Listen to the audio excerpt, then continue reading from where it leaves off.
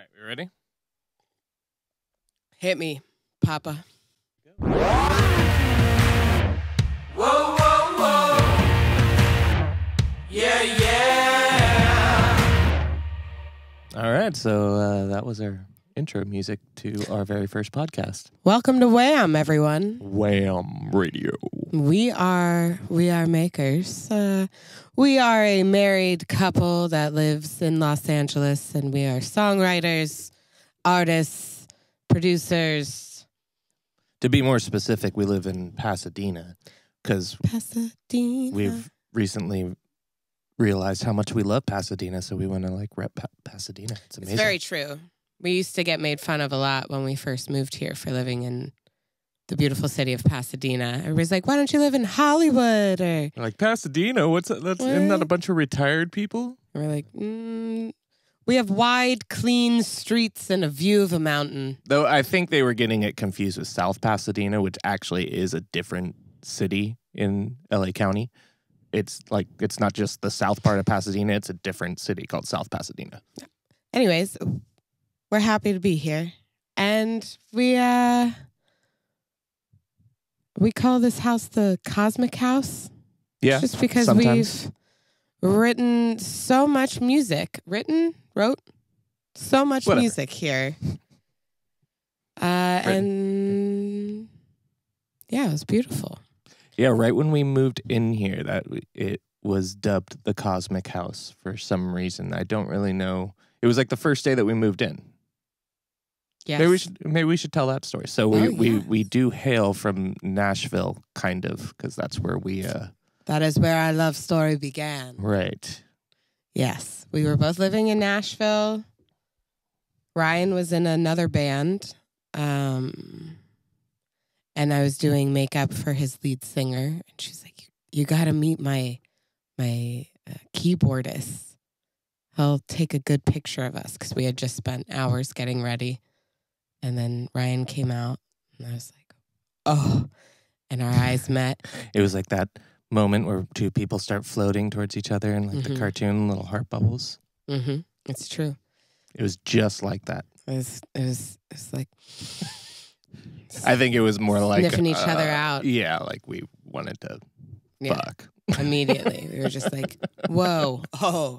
And then you also came up to me and told me that my hair and makeup was so beautifully coiffed that I had the grace of a drag queen. Yeah, it was and something beauty. like that. And her hair was so perfect, like it's up there with drag queen level. Which was a high honor for me at the time. Yeah. And always will be. Which was a risky move. Definite risky move, but that spoke to my soul. But I just had this feeling that she would understand. And I did. Mm-hmm. I was frequenting all of the drag bars for years. I used to sneak into them in Nashville through the backs of kitchens at Susie Wong's into this. Forget what that place was called next to it. I'm not sure. The drag place. Do you remember what that bar was called? The one that was like all ages. No, I don't remember. And then there was a one next to it called Tribe. I deleted that file. That one was better than the one next door. Nonetheless, great time, amazing people. So that was a high honor. And it was a risk, but it was a high honor. And I was like, damn, this man speaks my language. But it worked. Nailed it. Absolutely. Oh, looks like our puppy's coming Got to some say monsters hi. coming in. Oh, not ours, actually. Nonetheless, our love story began in the great city of Nashville. And hi, Dolly. This is Dolly. This is our dog, Dolly. Willow's. She's our part-time dog. As well.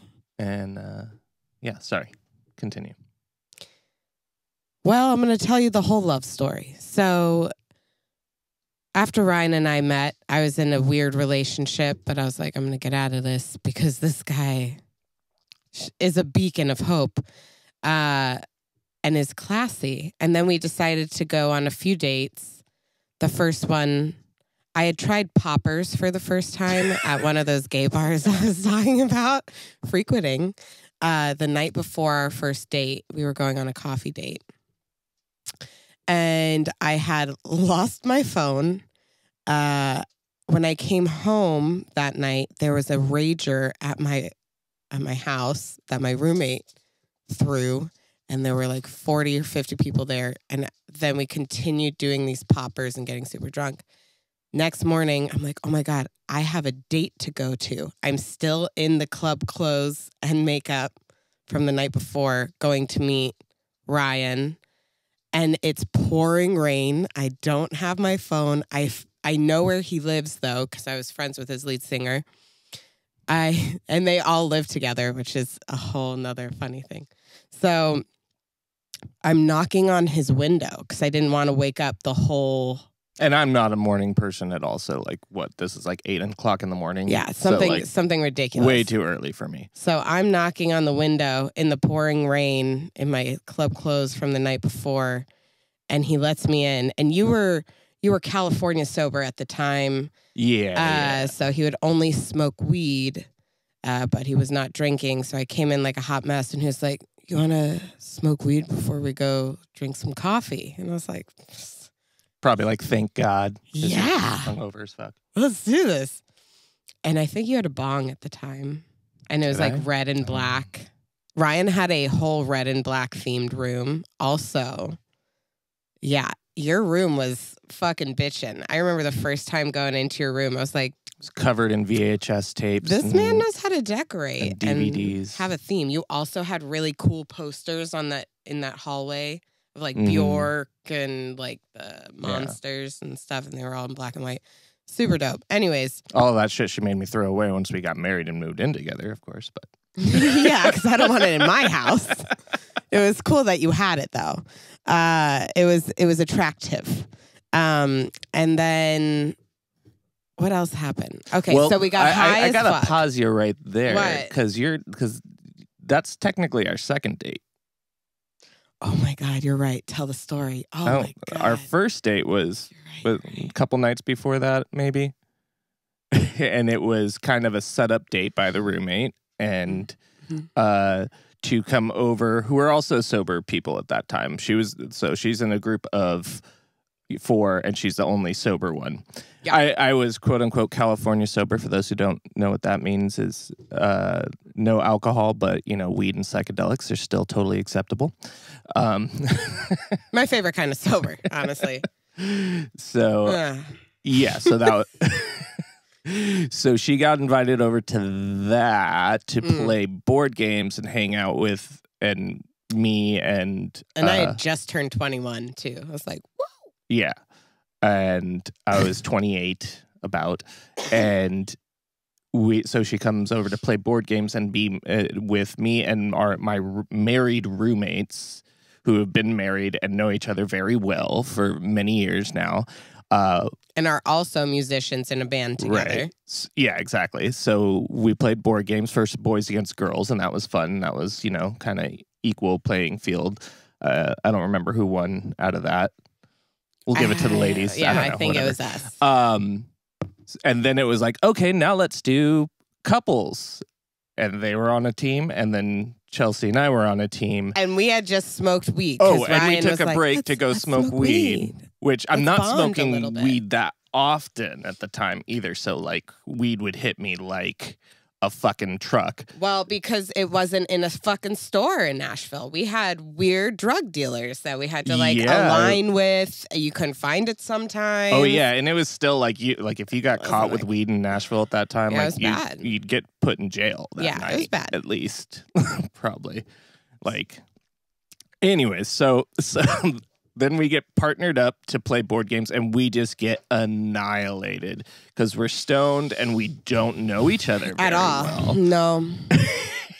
So this couple's in like a wavelength, and they're locked in. They'd been together for like fucking 8 years or some shit like that, and we're like, I forget what game it was. Do you remember what game it was? Boulder Dash or something like Boulder Dash? Yeah, something like that. Boulder Dash, it's like nonsense. That's what that, yeah. We lost miserably. Also, I wanted to like show off cooking for Ryan for some reason. That was much later. You're like, no, because it was a barbecue. Remember, it was under the guise of a barbecue, and I had to make like green beans and stuff. for this date. Really? I don't. Yeah. Remember. I thought That's you what just came that's over what to, it like, was. It was, It's like barbecue, but and it was and just the board four games. of us. Right. And I was super picky because I was like, "Oh, I'll make this," and she was like, "Oops, cut that. Cut that. My bad. Let's not name any names here. The other person had a food. He was a chicken finger guy. Okay, so it was rough. Where were we in the story? Yeah, so you came over. We were playing board games. We switched partners. We got annihilated because we didn't know each other. Trashed. Then, yeah, it was bad. Then I go to walk you to your car, as a gentleman should. Yeah, at this point, the And- vibes have been squashed. Yeah. It was just so we got put to shame. We're too high. We don't know each other. Yeah. But the walking to the car was legit because it's like, That's true. like in the Nashville neighborhood we were in, like her car was parked very far from the house. Very It true. would have been, a lady walking alone at night. You were quite the gentleman. Not that And you can't handle it yourself, but yes, that's- I just wasn't used to this kind of behavior from gentlemen because I dated trash. So this was a gesture I was foreign to me. So he's walking me to my car, and I'm like, No, I'm got good. it. I'm good. I got a taser. I'm cool. He's like, oh, okay. And then he goes to like kiss me, and then we like kissed. What? No. We kissed each other on the cheek. Yeah, huh? We kissed each other on the cheek, and I was like, oh fuck, did I fuck that up? And then I walked that kind of long walk to my definitely car. did not try and kiss you after you said, no, I got it. No, I would we not kissed have on been the that cheek. oblivious. No, we kissed on the cheek, which was our thing. That's how you would always well, greet yeah. me and say goodbye to me, which is Then especially I was a very huggy, kissy person. I mean, yeah. And I was like, ooh. Since then I keep my distance so somebody doesn't get mad at me. it's different.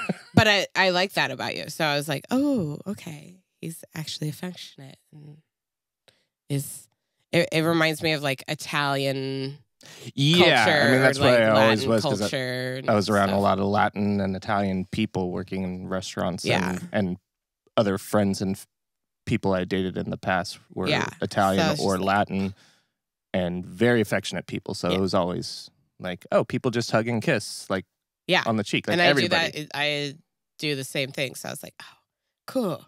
This guy gets it. Yeah. Yeah. Another thing he gets. And then, so nonetheless, yeah. So then skip forward to the day after your poppers event and so no, wakes me so up at 8 after, in the morning. No, wait. After this terrible date, that evening I call my mom and I'm like, I think I fucked up this date.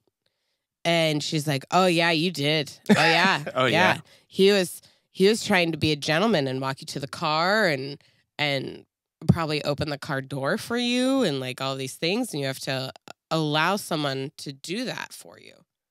And I was like, oh, fuck. That's romance. That's what romance is. Oh my God. So I was like, the next day at work, I'm telling my friends, like, I fucked this date up. How do I save this? And I'm like, I'm going to ask him out on a date, on a coffee date. Right. And my manager heard me and he was like, ew, like, you don't ask men out. Oh, I don't. Like, gave me I so don't think much I shit. heard this part. oh my God, got so much shit for sending a text saying, yo, do you want to get coffee? Gave For you me- shit for asking Gave me out. me shit for asking you out because I was a girl asking a man out. And How that- old was this manager? He was like, your age. What? Like Yeah. Do you remember? Oh, fuck. Cut that. God damn it. bleep. Um, And try and not use people's names. And yeah. just- Well, out of respect. can we add not beeps? for- Can we just beep yeah, things? we could just beep things. Okay. Yeah. Okay. So, So no, I don't remember who that was, but that's he would go to your shows a lot. ridiculous. He would go to your shows a lot. Yeah. Okay. Yeah. So nonetheless, he was giving me shit for asking you out on a date and saying like, well, then I'm calling you a pansy or something, like some weird thing that I'm emasculating you. Which my perspective on it is Was just not that no. at It's all. like awesome. This Yeah, it was very weird. So that was my day at work. I said, fuck it, I'm going to do that. And lo and behold, he said, yeah, I love coffee. I drink it by the gallons. Let's go tomorrow. And I was which like, I dope. did and do. And then we did it. And so You heard the poppers part. So then we go to coffee, and that was like our what we kind of think This of as was- our first real date. this is the 'Cause it was most, like 3 in 1. it was 3 dates in one. Okay. We went to coffee at a place called Headquarters in Nashville. I hope it's still there. Shout Yes. out to them. Thank you, Headquarters. My friend Landon had showed me that place. He's like, you got to see this cute little coffee shop. And we went in there and I was like, oh my God. And then the coffee date came up and you were like, where do you want to go? And I was like, a place right down the street. Let's go. And It was adorable. This it really was so cute, cute. It was family tiny. owned, tiny little coffee place. Yes. Super sweet people. And yeah, so we go and we get coffee, we chat. It's going great. Did I kiss you at that point? Wait, yeah. So hold up. Let me do my bit. Okay. So at this place called Headquarters, we had our first date in this window. So it's like a one long shotgun style building. And it's all brick inside. And in the front, there is a little window with a little bar. And we sat in that window and it was raining and it was super romantic and we're drinking our coffee and a song came on and we looked at each other and we kissed. Do you remember what song? I don't. It was a song you knew though and you were telling me about it. I was just telling you like, oh, it sounds familiar to me. I think I know this. Should have made a note. Yeah, I don't. Fucked it up. I don't remember. I think it was like a Smith song or something like that.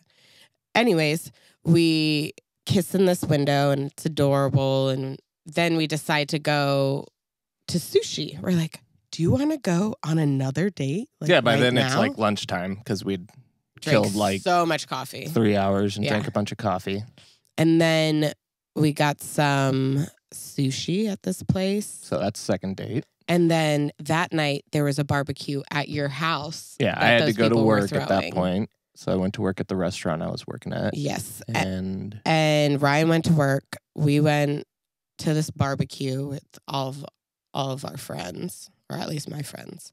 Ryan comes home, and I was like, "Oh, this is like our third date." And you were like, "Yeah, you Yeah. want to stay over?" because it's our third date, right? Like that's like the rule, right? I was Yeah. like, "Yeah, After 3 dates, Yeah. it's okay. You're not let's do this." And we kept making out in the kitchen and stuff. be a slut, do what you want. And that was my motto that day. I was like, yeah, this is fine. Whatever. Fuck it. Let's do it. And it was awesome. And then later we had our first I love you in this Headquarters window. Yeah, months later. Yeah, months later. And you also got me an iPhone because I notoriously had these burner phones that would not make it. Yeah, she was going through phones like all the time. Like, what a baby. And it's like, no, you just need a good phone. No. Yeah, it was my first iPhone. Ryan got me. And then after that, And then that's all. Headquarters is also where I proposed yes. to you. We had a flash mob situation at Headquarters. Here, I'll tell this half You of the tell story. this part. So, yeah, our proposal went. Well, it goes back to starts at the Christmas before our first Christmas together. Actually, Yes. we decided we weren't going to buy each other's gifts. We were going to make each other gifts, which is always a great way to go when you're a broke musician. But it makes you have to get creative. So it's even better when you're not broke, actually, because then it's like I could buy you something, but I'm gonna actually make you something. Yeah. But so we decided to make each other gifts. So, I was a songwriter and she wrote poetry, but she had never written a song before. No, I had started writing songs at that point. Yeah. Yeah, I lived in in the townhouse at that point. That's and right, we yeah. had written Yeah. songs. Not by with then. me. No, you hadn't written a song with me yet. I don't think. Yeah, huh? We had written L&R songs because we started writing L&R songs at You're Jesse right. and I's house. You're right. Yeah. But- So I had written songs and stuff. Well, anyways, the point is she wrote a song for me, and I wrote a poem for her, and like put, because I knew that she had always written poetry. So it was, my point was that it was a little bit of a role reversal. Oh, I see. Like, Yes, not yes, that. yes. Not trying to be insulting or anything. I was just She saying it was never a written previous. So yeah, I wrote her a poem. She wrote me a song. It was the funniest. It was a sweet song, but it was also funny and like pretty graphic. It's a very comedic, raunchy song. We're very into like sci-fi and like nerdy stuff at the time. So I'll just give you one of the best lines in it. My Stargate is wet for your lightsaber. That's what kind of song it I wrote was. that. Yeah. So she gave a recording of that to me for Christmas. So then skip to like a year and a half later or so, I recruit a bunch of our very close friends at the time, still very close friends with most of them, and have her meet us at headquarters in the morning, come up with some lame excuse for having to like go to a work meeting. Oh, I can't be there. Well, also you had my best friend fly in. Oh yeah, I had your best friend fly in from Florida, and had her distract you and take you to headquarters while I pretended to go to a work meeting, and then met down the street at a friend's house where everybody had already listened to the song and learned the song. And then while she was waiting inside the coffee shop, had everybody walk in with a rose in hand, putting together a bouquet for her. I had a friend who filmed it. There's footage of it somewhere that kind of got lost, unfortunately. Ryan could teach a class in Romance 101. Yeah. So then at our friend and I walked in with guitars afterwards. The friend actually also co-wrote the song with her. Yeah. So that was kind of a nice touch. So we walked in with In acoustic suits? guitars and suits, and Oh, we were so last great. in a line of people carrying flowers, and then we sang the song, and then everybody joined in the chorus doing hand stomps Harmonies. and hand claps and singing harmonies. Ryan had directed them. That I was just like, no fucking way. Oh my God. That was so awesome. Yeah. So, and You're so cute. yeah, that was, love you too. That was how we proposed. Yeah. So our whole journey, honestly, had been pretty romantic. And intentionally so. I think we both found each other like, oh, you actually like this? You like how romantic we are? Oh, my battery's dying. Oh, well, maybe that's a good time to... That's our story, folks. Yeah. I hope you know us a little bit more now. Yeah, we didn't really plan on... Doing anything. Yeah, we didn't really have a plan. We just sat down and decided to start talking. So, and it wound up being the story of how we met. Yeah, we'll come back. We'll come with some structure next time. Yeah. Of, So, what we want to talk about. But thanks for tuning in for our first our podcast for no one. our podcast for no one. We'll see you next time. Wham out. WAM Radio. Whoa, whoa, whoa. Yeah, yeah.